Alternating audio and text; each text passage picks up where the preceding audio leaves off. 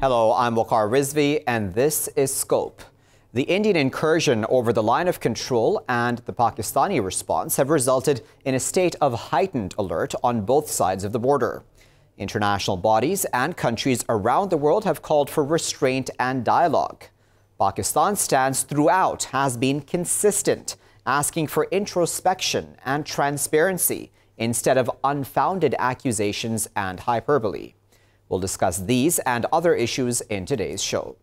Firstly, I'm going to introduce our guests who are joining us. We're joined now by Mr. Rifat Javed, who is a journalist. He's joining us from Delhi. He's a former BBC editor, ex-India Today managing editor, and founder and CEO of Jantaka. Rifat, let me go with that question then, Rifat. What did you make, if you did hear Prime Minister Imran Khan's statement there in the joint session? He did announce that that Abhinandan was to be released tomorrow. What do you make of that? What message does that send? How will that message be received in India, etc.? Okay, first of all, really heartfelt thanks to Pakistani Prime Minister Imran Khan. He has emerged as a statesman. I'm not gonna beat around the bush. He has really impressed most of the Indian population, with the exception of few predictable Indian news channels who are now crediting this new development to Narendra Modi, who I believe has nothing to do with this. I think it's a great gesture by Imran Khan, and he's become a hero. If you look at the social media conversation, and Indian activists, journalists, most of the Indian activists and journalists, including myself, are really hailing Imran Khan, and he's really stumped. In the battle of diplomacy, he had outsmarted Narendra Modi. So it's a great gesture, and most of Indians are really thankful to him. And so Rifat, just tell us, what kind of a message does this send at this time where there are heightened tensions between the countries? Prime Minister Khan also saying that, in fact, he's tried to call Prime Minister Modi as well, but has been unable to speak to him. How important are these gestures at this time of heightened tensions? See, you have to see a couple of things here. First, the ruling party, which the party that Indian Prime Minister Modi belongs to, BJP, has been exposed actually. One of their senior leaders yesterday made a comment that thanks to the airstrikes in Pakistan, we will win 22 out of 28 seats in a South Indian state of Karnataka. That has really exposed the BJP's hidden plan, that they wanted to use the aggression at the LOC, for the electoral game. So they are exposed here. Number two, when I'm talking about the international diplomacy, I think by releasing without any coercion, taking an initiative to release Wing Commander Abhinandan, I think, although Imran Khan may not have a pedigree as a diplomat, but he has scored big. He scored big here. Because tomorrow, if India were to actually make any transgression and breach Pakistani space, I think India will be in an awkward situation. Tell us then, going forward, with Prime Minister Khan reaching out to the Indian government consistently, really, over the past week, even since Pulwama, even after what happened 2 days ago now, what do you make of what the Indian response will be now in the coming hours, coming days? Look, Modi has already been facing a lot of flack, in India, precisely because while your Prime Minister addressed to the nation twice within a week, Modi has been absolutely silent. He's not been addressing, he's never taken any questions from the media, but he's also not chosen to address the nation, and he's also not posted a single tweet. He's a prolific Twitter user. He has in excess of 40 million Twitter followers, and he has not tweeted. He's been focused on, how to win elections. Even today, the entire nation was holding their breath, in anticipation that, Wing Commander Abhinandan will be released. Modi was doing a webcast, addressing his party workers, teaching them how to win elections. And that is why, even his supporters are now beginning to criticize him. In fact, today, on the issue of Pakistan, one of the Congress chief minister, who is not from his party, Punjab chief minister, Captain Amrinder Singh, he has always supported Modi on Pakistan, but today one of the first reactions that we have received is from him, and he has said that this is the first step towards a lasting peace between India and Pakistan. So that gives you a sense, the kind of the goodwill that Imran Khan has won even in India because of a decision. For a moment, Rifat, I wanted to reflect with you on how the Indian media has acted throughout this time. Since the Pulwama incident, it seems that hyperbole and anti-Pakistan hysteria has been essentially the word of the day when it comes to Indian media. And we can take any really of the big names, which I won't, of Indian media, Rifat, who I'm sure you well know. And their stances were very warmongering, pro-war even, if I might use that term. Do you think that will change now? Has that changed now? And secondly, what kind of responsibility then does that put on the media's shoulders about the stances of the government? See, you have to understand that most of the TV channels in India are pro-government. They are either owned by, the members of the ruling party, or they share the ideological similarity with the Hindutva party. So, you cannot expect anything different from them, even after your extraordinary gesture by releasing Wing Commander Abhinandan. So do not expect anything from them. In fact, Indian media, you don't have to criticize. Here in India, they have become a sort of joke.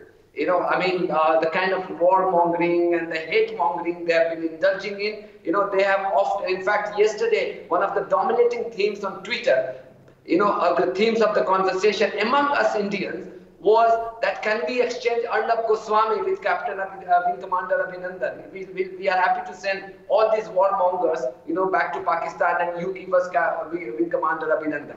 That's the kind of disdain that majority of Indians have towards their own TV channels. They are often called as North Korean channels or dark comedy channels, but anything but journalism. They don't do journalism. So they will continue to do that. In fact, two channels in particular have already taken a line that Imran Khan has been forced to release because of the international pressure exerted by India. So they've already taken that line. So this is what we were joking. And then it has already happened. So do not expect any miracle from them.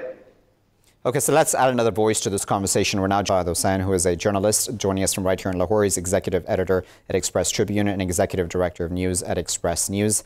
Thanks for joining us here in The Scope. What do you make, as I was talking there to Rifat Javed from Delhi, about the Indian media and how it's acted over this past week or so, now more than a week, in fact, since, this entire incident in Pulwama occurred? It seems that there's been hysteria, hasn't there, on the part of the media against Pakistan?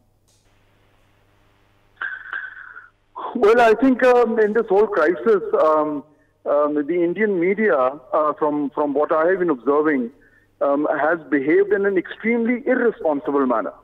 And I'm for somebody who's been in this profession for a fairly long time, I don't recall the Indian media falling to the kind of low depths that they have this time around. It is actually rather shocking for me to see how seemingly responsible people, seemingly experienced journalists have been swept by hatred of Pakistan. They've completely thrown all professional standards to the wind, and they have become cheerleaders for war. They've become warmongers, and for somebody who's who feels that journalism is a very responsible profession, it has really pained me to see how the Indian media has completely destroyed its own credibility in the last couple of weeks. Let me go to for a moment. Rifat, what do you make of how all of this has now played out? Because I wonder, for those who were beating the war drums not too long ago, do you think this has dampened that drum beating now? Do you think that this show of diplomacy, continuous show of diplomacy, by the way, on the part of Pakistani officials, has sort of put the spotlight on those people and they're sort of just caught deer in the headlights? This panelist who said that the Indian media only threw their ethics out the window in the last 2 weeks. This is precisely how they have been behaving for the last 5 years, ever since Modi has come to power. And that's, coming back to your question of, the how going forward, what happens, you have to understand that why these media channels have been drumming up, the support for the war. Because Modi is on a sticky wicket. He had promised a lot of things, in 2014. He has miserably failed on delivering those promises. Yeah. So therefore, this issue of nationalism is something that he has found a great ally. So he wanted to use this going, because in a couple of months' time, India will go for the parliamentary elections. Yes. So it's in his interest for the channels to keep the issue of Pakistan alive.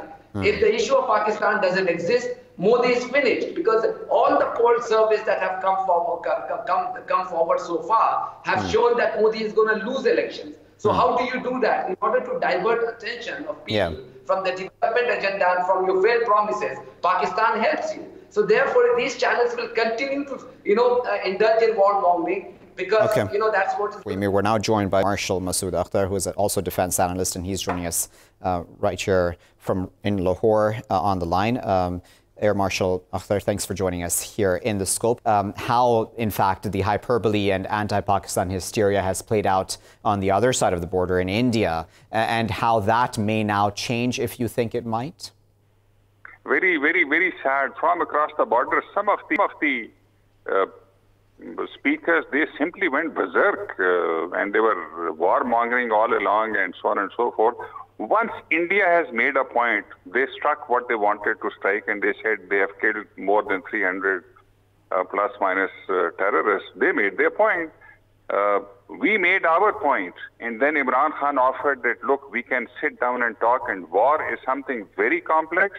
It can always spiral out of control, and it can really damage both countries, the region, the world, when it is under nobody's control. Especially when air power is employed across the border. When soldiers fight on the border, it's very simple, especially before the war. When air power goes across 15, 20 kilometers, it can, the balance, the de-escalation can go out simply out of control. And this is what was likely to happen. I am glad Prime Minister Imran spoke 3 times, meant what he said, minimum possible words, and he was cogent all along. And thank God that sanity has prevailed. Thank God the international powers intervened. And I think we have peace. So far as the pilot is concerned, this was in the offing. Some people said, look, this was not war. So he cannot be a prisoner of war, and he cannot be treated as per Geneva Conventions. I think our army, our military did very well. And if Imran Khan has said we can return the pilot, so be it. He should be returned. But peace must return. And I think Imran Khan, his team, our military has done extremely well. I am proud of being a sky blue warrior. I've worn this uniform, and it gave me pride and joy when these young people did so well. I think all said and done, government of Pakistan, the Pakistan military, but specifically the Pakistan Air Force, has delivered and has done well. Okay, let me go to Fahad for a moment. Fahad Hussain, what do you make of the consistent message? And I don't want to just stick with just Prime Minister Khan, but it's been the entire government, and it's been all officials really that have spoken about this consistent message of we do not want escalation, we want peace in this region, let's sit down and talk, et cetera, de-escalation. And Prime Minister Khan saying today in the joint session is not a sign of weakness. What do you make of that consistent stance on the part of Pakistan throughout all of this? I think Pakistan has behaved extremely maturely in every sense of the word. I believe that Pakistan has come out looking like a bigger country, like a more mature nation, and like a state that knows how to behave at an international level. Completely opposed to India, which has come out looking like a bratty teenager throwing tantrums all across. So I think it has been, I think for the world large, I think it must have been quite a surprise how responsibly we've behaved, how our tone from day one has been peaceful but firm. And we've done what we had said we would do. We have not gone one step more than we should have gone. our response has been completely proportionate and calibrated, and nowhere have we resorted to any kind of jingoism or hurled any threats. So, by and large, I think in the last couple of days, Pakistan has really displayed a very, very positive attitude towards the whole unfortunate episode, whereas India has really come out looking like the spoiler as well as the aggressor. So I think absolutely full marks to the Pakistani state, the Pakistani government, the Pakistani people, and the Pakistani media. Okay, so Rifat, for a moment, I wanted to talk about, if we may, about the international response to all of this. We've heard from Donald Trump now, who was speaking in Vietnam, saying that, according to what he understood, there was good news coming out from Pakistan and India, according to the sources that, of course, he had. And he was saying that, this will all be coming to an end now. But beyond, of course, just Donald Trump, Rifat, what do you make of how international bodies and countries have reacted to this? See, I completely agree with the other panelists that Imran Khan has scored big, even on diplomatic front. You see, what Imran Khan has done, he had outsmarted Modi, when it comes to international diplomacy. Tomorrow, I can't see India repeating what it did day before yesterday. I.e. striking, crossing LOC and striking, deep inside Pakistan, because, Pakistan has acted in a very, very matured manner. And that's what the other difference, we can talk about the international, but domestically also, while Imran Khan was seen acting in a very unifying manner, having all the opposition parties on board, calling for the joint session of parliament, yesterday in India, as many as 21 opposition parties, they had to issue a joint statement against Modi, accusing him of politicizing the, as sensitive matter, as sensitive as war, to extract the electoral mileage. So that's what the difference is. I think internationally, it will be Imran Khan has already won quite big, and he will enjoy a good support, on this issue. Okay, we're going to go into a very short break. Ladies and gentlemen, viewers, stay with us, of course, as we're going to continue to discuss this very important situation here in The Scope. Stay with us for that.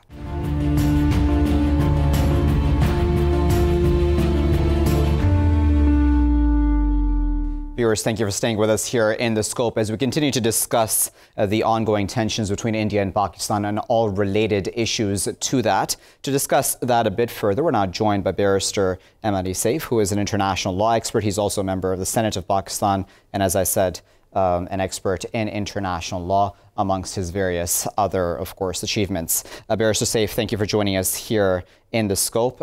What do you make, Barrister Saif, of the argument that is being made in some quarters in India about the Third Geneva Convention? Is there any weight to that argument?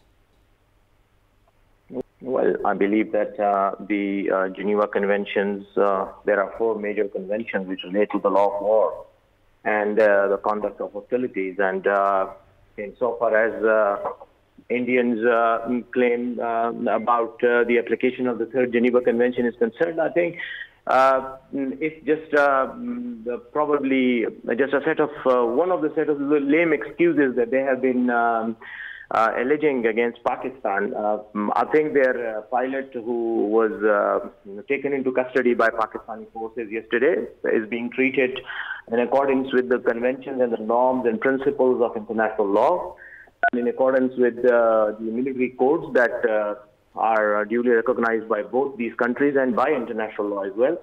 So I personally don't think that there is any argument in this or any basis for this argument to claim that they have been violating, Pakistan has been violating these codes or the Geneva Convention for that matter.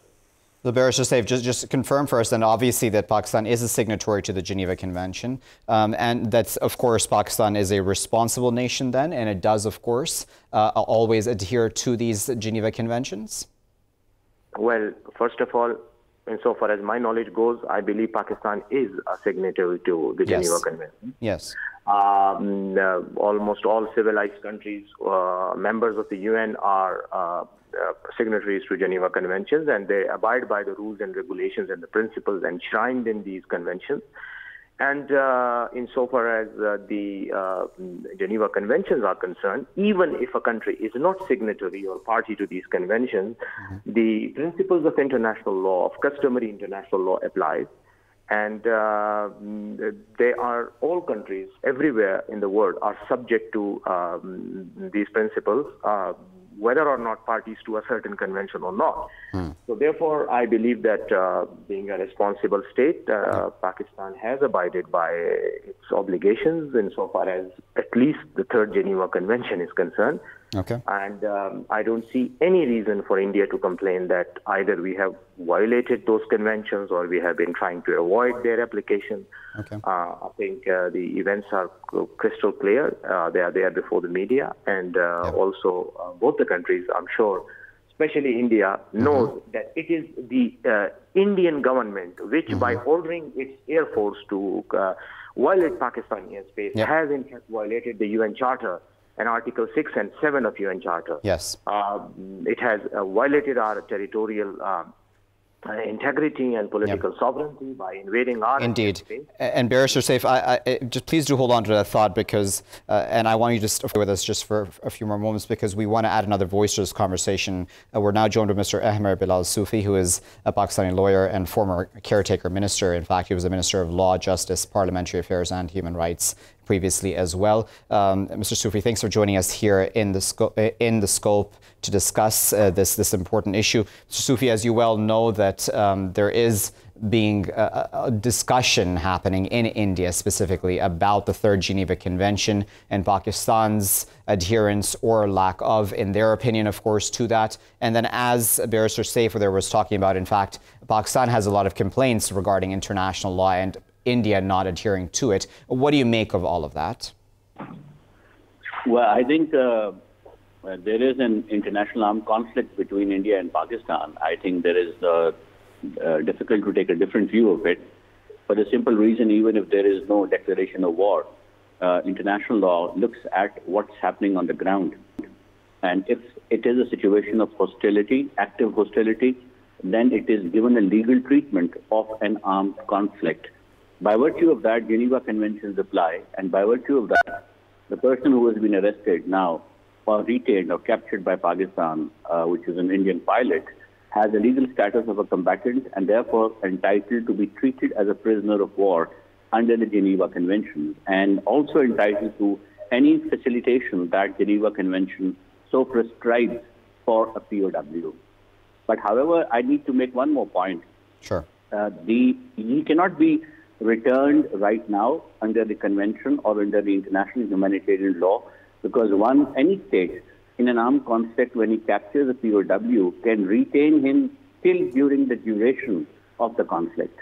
So once the conflict comes to an end, then there is an obligation on Pakistan to repatriate him. In other words, both the countries either have to make a joint statement signaling that the conflict has come to an end, state of emergency on both the sides, there being on a war alert mode has come to an end, then there will be a legal entitlement for the return, which means, or alternatively, the Indian government itself can make a unilateral statement that it is ceasing the hostilities, and thereafter Pakistan will be under an obligation to return him. But at this point in time, there is no obligation. Okay, so Barrister Saif, the point that you were making there right before I cut you off was an important I wanted to come back to as well, and that, of course, about the Indian incursion. And, of course, it's not the first time that there have been violations by the Indians across the line of control, but this was quite a step-up escalation in that regard. What do you make of that from an international law perspective? Well, I believe it's quite obvious that the Indian Air Force violated Pakistani airspace and with hostile intentions.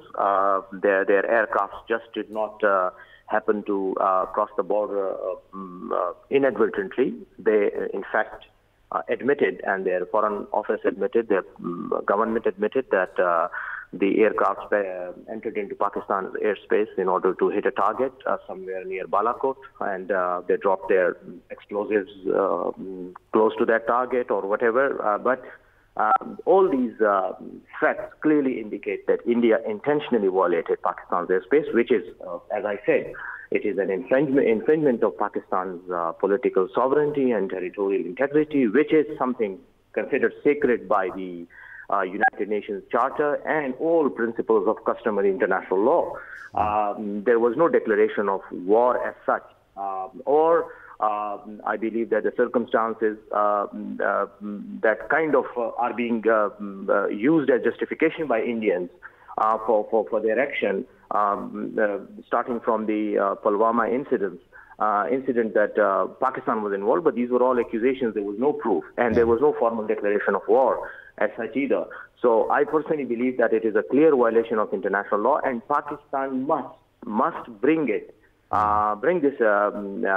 file a complaint rather in the Security Council and request the Security Council to take action on it. Yeah. I fail to understand why Pakistani government hasn't so far approached the concerned international bodies, including the United Nations Security Council. However, there's no doubt that our territorial integrity was violated by the Indian Air Force, and therefore Pakistan acquires the right of reprisals and retaliation in accordance with international law. And Mr. Sufi, do you agree with that? What are your thoughts about that Indian incursion? And of course, a very dangerous escalation, certainly. That's a huge violation, isn't it, of international law? Yes, I agree with Barrister Saab, because this is a violation of international law. It is an act of aggression. And the acts of aggression have been defined in 1974, the UN General Assembly customary resolution, which codifies what constitutes aggression. And the primary legal source for that is Article 2 of the UN Charter, particularly its sub-Article 4, which is very categorical that you will not attack any other country. You will not intrude inside any other country's territory, which is held by it or which is in its title. So this is a gross violation of international law, and it is a situation which also can deteriorate further. And given that, the UN Security Council has a legal duty to take cognizance of this, because they have a duty under the UN Charter to take cognizance of any situation which is likely to endanger international peace and security. And here we have a situation where international peace and security, regional peace and security is truly at stake, because the manner in which India is upgrading its hostilities. So given all this, I think Pakistan needs to make out a case before the international community. I believe the Ministry of Foreign Affairs is trying hard to do that. But at the same time, they can also approach the United Nations. In alternative, the Secretary General Office under Article 99 also has a mandate. And there is yet another resolution, 1172 of 1998, which also talks about very specifically that India and Pakistan need to resolve the issues bilaterally, and the Secretary General Office will remain seized of the matter. So that's another window that Pakistan can make use of. And of course, you might be aware that there is a case going on by the Indian Supreme Court in which there's a challenge to Article 35A and Article 370 of the Indian Constitution.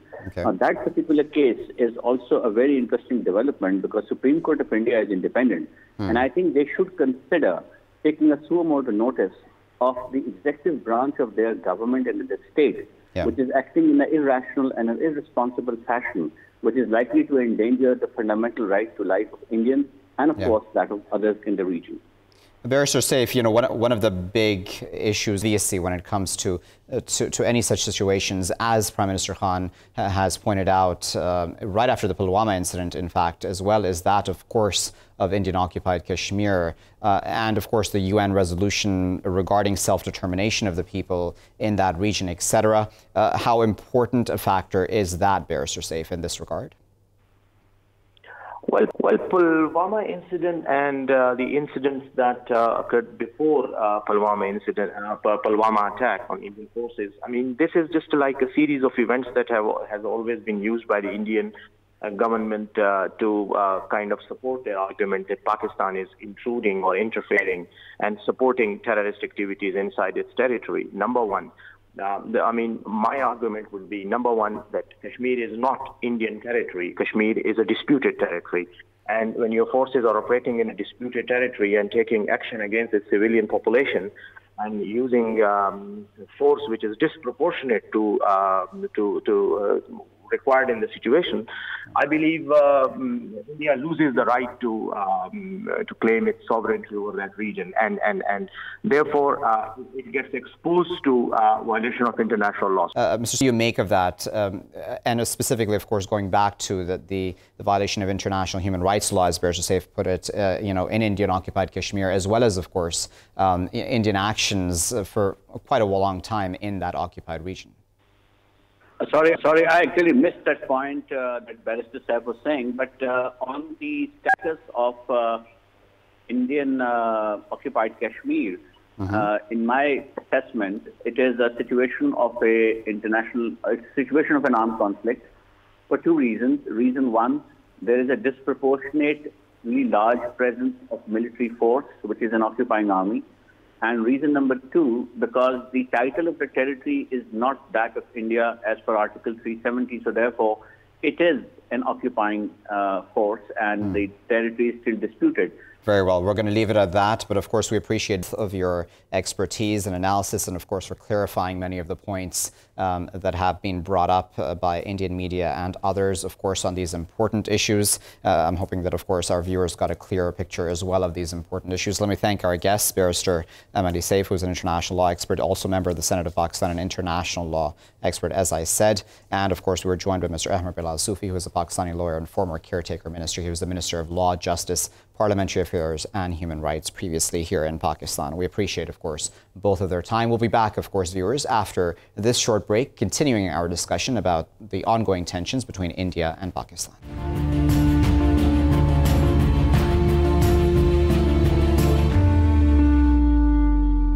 Viewers, thank you very much for staying with us here in The Scope as we continue to discuss the latest developments between the tensions that occurred between India and Pakistan. We're now joined by two new guests. We're joined by Professor Ashok Swain, who is a peace and conflict researcher. He's professor, in fact, of peace and conflict research at Uppsala University in Sweden. We're also joined by Mr. Michael Klugen, who is Deputy Director and Senior Associate for South Asia at the Asia Program of the Wilson Center. He's joining us from Washington, D.C. Thank you both for joining us.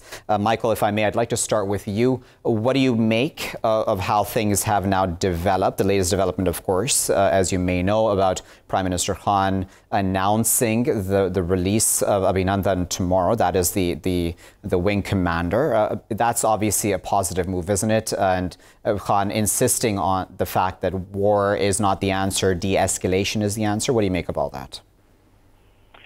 Well, absolutely. I mean, Imran Khan has clearly opened up a path to de-escalation, and I think that this conflict or this crisis, which was looking pretty serious less than 24 hours ago, is now poised to take a very different direction. And I think it'll be very difficult for the Modi government in India to respond in any way other than agreeing to de-escalate. Now, it could be that this decision by Pakistan to release the Indian pilot tomorrow is tied into some sort of broader deal with India to de-escalate. That could well be, but it's still a pretty bold move and a brave move on the part of Pakistan, just because this pilot really was a bargaining chip. It gave the Pakistanis the upper hand, so it's pretty significant to agree to release him. But clearly, the Pakistanis would have to assume, I would think, that the Indians have already agreed to tone down any expectations of trying to retaliate again. So, in a nutshell, I'd like to think that this crisis is going to be scaling down and de-escalating pretty soon. Ashok, do you agree with that? What are your thoughts about the release of Wing Commander Abhinandan? With what Michael said, I think what has happened now, it gives very not much reason for Modi to escalate the conflict at this time. But of course, I don't want to repeat what Michael said. I totally agree with that. Yeah. The only problem might be that this whole escalation of the conflict had taken place because of the election in India. Because otherwise there was no reason at this time to escalate the conflict to this nature. The problem is now the way if it ends now, it puts Modi in not a win position, but a losing position, because Modi is not exactly at the time of this political game what he used to be few days back. or at least on Tuesday. Yes. Yesterday, the dynamics have changed, and after Imran Khan releasing the Abhinandan, so then the problem is, if it ends, Modi is very less likely to get the political benefits out of it. And Modi's politics is quite dependent on the elections. And so I'm not sure how much that is going to affect his decision to de-escalate the conflict. But it's very likely that he doesn't have any reason now to escalate the conflict. And that's a very good point, isn't it, Michael? Because a number of people over this week of tensions, growing tensions, obviously, have pointed out the context of the Indian elections throughout the conversations. What do you make of that? Do you think that Modi miscalculated, that in some ways Pakistan and Prime Minister Khan have outmaneuvered him? Well, yes. I mean, I do think that Modi may have miscalculated on several grounds. One, I think there may have been a miscalculation that, or an expectation that Pakistan would not respond or not retaliate after India launched that operation in Pakistan the other day. And of course, Pakistan did respond by striking some military targets in India-administered Kashmir, which really scaled things up, and I think that may have caught the Indians by surprise. But you know, the election certainly plays a role. I think the election factor made it difficult for Modi to be able to de-escalate sooner. He was under such tremendous pressure from within the political class, but also in terms of public opinion. You know, being tough on Pakistan always plays well politically in India, and particularly if you've got elections just a few weeks away. Though I wouldn't overstate the impact of the election on how the Indian government went about things during this crisis. I mean, we remember the origins of this crisis was the attack on Indian paramilitary forces in Kashmir, which was, of course, carried out by a Pakistan-based terror group. That's what precipitated this. You know, certainly one could argue perhaps that those behind that attack may have known that India faced elections and that the Indian government would want to respond in a certain way. But I think for me, what the election factor did is it simply made it more difficult for the Indian government to justify de-escalating sooner. But I would not suggest that the election itself was the main reason why we had this crisis and why it escalated to the point that it did. Ashok, you know, I'm glad Michael brought that up, because Ashok, Prime Minister Khan, in fact, today speaking at the joint session of Parliament, said that just approximately, according to what he said, not 30 minutes after that Pulwama attack, Pakistan was blamed. And, you know, Prime Minister Khan's consistent message throughout this week or so has been, show us the evidence, let's be transparent, let's not throw around accusations without evidence presented. A dossier now has been seemingly handed to Pakistani authorities, which they are, I imagine, reviewing. It's interesting how the timeline has worked out, isn't it, Ashok? That there was first a reaction and then presentation of evidence to the accused parties, you know, in this case. That's sort of, it should be the opposite, shouldn't it, in some ways?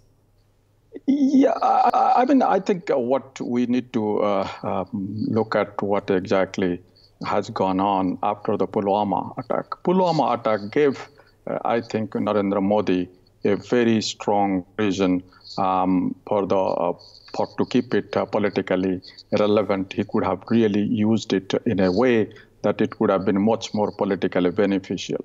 The reason I think I find is that it has been the creation not by the political class in general, but the political class which really promoted him and at least supported by him and supports him, did this thing to bring it to a situation that where he has to wage an attack which looks like and which can be used as a election purposes.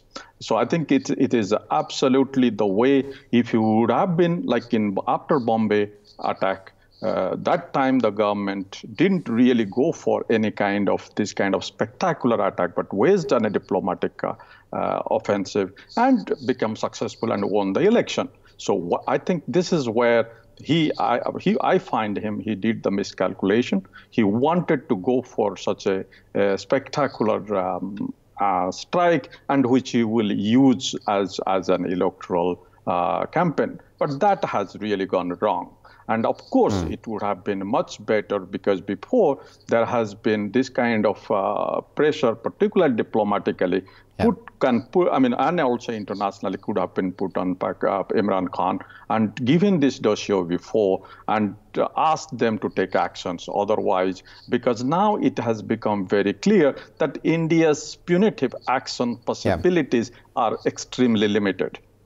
Okay, so I'm going to give you, Michael, the word then. Michael, one of the major factors obviously here, as Prime Minister Khan and many Pakistani officials have reminded everyone, is that issue of Indian-occupied Kashmir and the pressure upon the people there, as Pakistani officials have put it. And even in reaction immediately to that Pulwama attack, Prime Minister Khan, A, denied that Pakistan had anything to do with it, and secondly said this was indigenous people who carried out this attack, and asked India for introspection, asked them why it is that people within that region would not even have now the fear of death.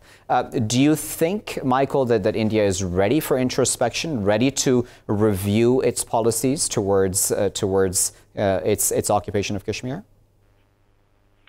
Well, it's a great question. I think the answer is definitely not, at least not now, not with the current government in India, which is, as you know, taken a consistently hard line on Kashmir and said that, there's nothing to be discussed, and it's even threatened to do very provocative things like revoke Article 370 in the Indian Constitution. So, no, I do think that there needs to be a reckoning, and that there needs to be an honest, candid appraisal of India's policies in Jammu and Kashmir, which have certainly contributed to a very fraught and volatile environment that has essentially allowed extremism to breed. But I just don't think that's going to happen now. We'll have to see what happens with the election in India. If the Congress Party takes over, which I think is unlikely, maybe there'd be a bit more of a willingness to take a look at the situation and explore prospects for dialogue. We appreciate both of our guests and their insight and analysis, and for taking their time out, of course. That was Michael Kugelman, who was speaking to us from Washington, D.C. He is, of course, part of the Wilson Center, and we were also joined by Professor Ashok Swain of Uppsala University, who was speaking to us from Sweden. Now, viewers, as all of our guests throughout this segment have spoken about, and we've spoken about various facets of the tensions between India and Pakistan and the various events that have taken place since the Pulwama attack, as well as India's incursion over the line of control, Pakistan's response, and now Pakistan's diplomatic measures in, of course, releasing, or at least announcing the release of Wing Commander Abhinandan tomorrow. That's, of course, coming from Prime Minister Khan himself. We're going to wait and see how all of this develops and what steps will next be taken by both governments. We'll have to wait and see how India responds to all of this as well. And we'll keep a close eye on that, of course, here in The Scope. But thanks for watching. I've been Waqar Rizvi.